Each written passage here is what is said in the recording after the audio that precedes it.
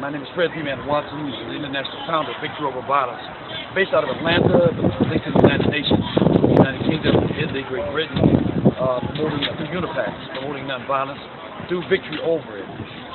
But I was asked to have some commentary with regards to the epidemic of drugs, which has led to the epidemiology that is connected to violence. Well, actually, the drugs as they occurred, and you can do the research on it, it happened like this.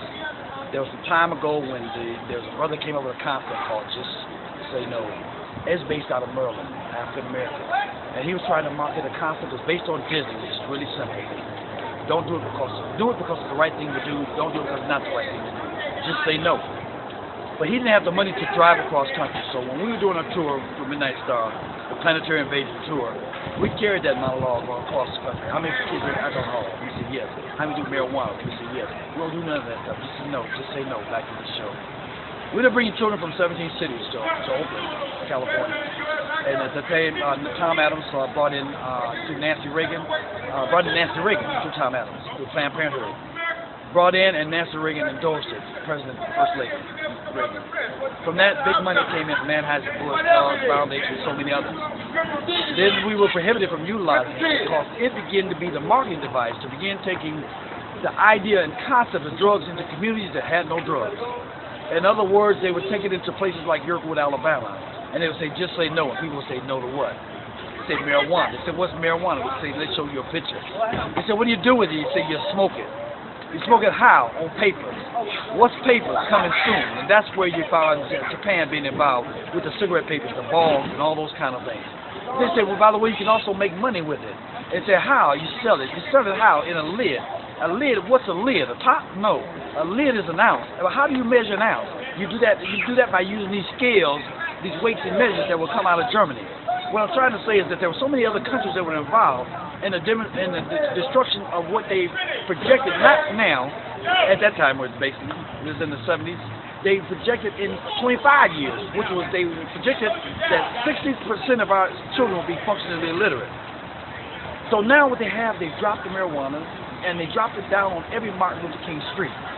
Of course, then you had to have that, how did that get involved? Then there was the creation of the gang culture. And the gang culture has those that turn your hat backwards, not because you know why, because it looks like everybody else is doing it. Because they know that from science that people are driven by popular cultural behavior.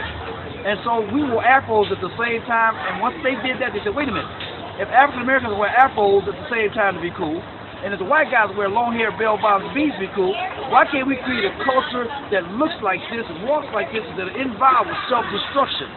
And so there we have it. The prisons got littered and filled with us in the 70s and 80s, but we decided to go get degrees. We came back to educate ourselves, to help our families, support our communities, and to be dads on duty.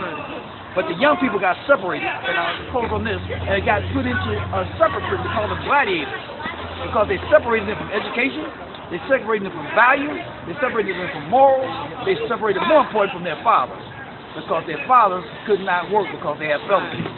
So, what was the role of hip-hop in all of this? Going back from like the beginning, from what hip-hop started out as back in the 70s, yes, until now, do you see the correlation? Well, hip-hop in this, in terms of being able to carry melodies through conversation and consciousness through conversation, communication through conversation.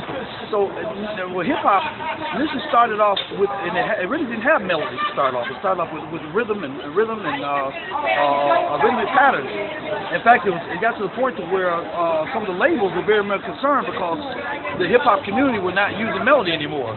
And they began to integrate it. They had to have meetings to integrate melody with it. But the hip-hop community, they created a culture of their own, with the pop locking, with the breakdancing, and so forth, the Hammer, the Houdini, Lisa, the Shabba-Doo, and so forth. And they created a culture within their time that began to